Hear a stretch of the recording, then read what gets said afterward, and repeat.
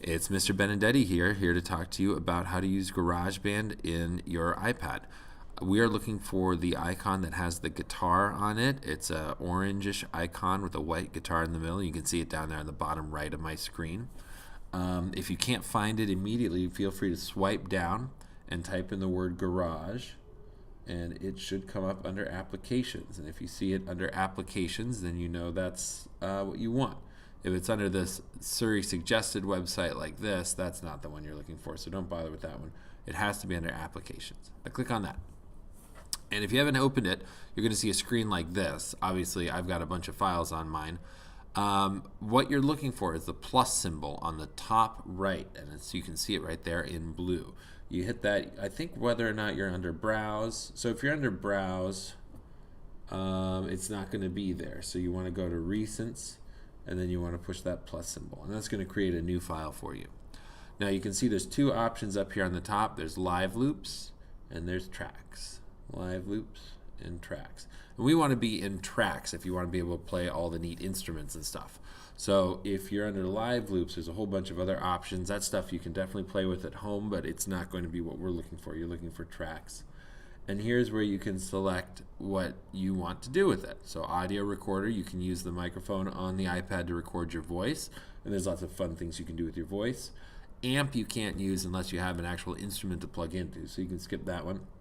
We've got a virtual drum set right here, and there are several things that you can do with that. Keyboards, we've got a sound library to download more sounds if you haven't done that. Let's see, drummer is a fun one, world instruments, guitar, so lots of things, bass, strings, and we're back at audio recorder. So let's go, they all kind of work the same, so we're going to go to the keyboard one here. And it's going to take you to a default screen. Now you won't be able to hear, but if there were sound, you'd be hearing notes right here. Now you can click on the middle where it says upright or anything and change the sound that you have. So like I can choose all sorts of different keyboard sounds right here. I can choose all sorts of different weird funky sounds. So you play around with the different sounds and notice sometimes it changes where the actual keyboard looks. You're done to get out of there. And so you get all these different possibilities. It's really quite neat.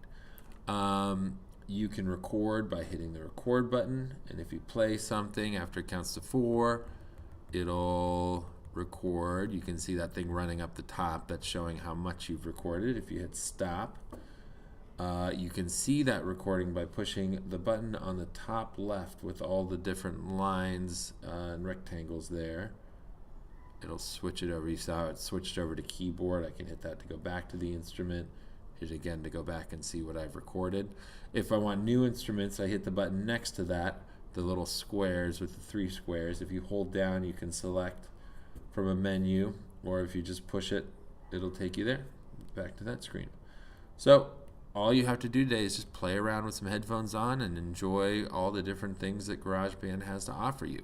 Keep exploring, guys.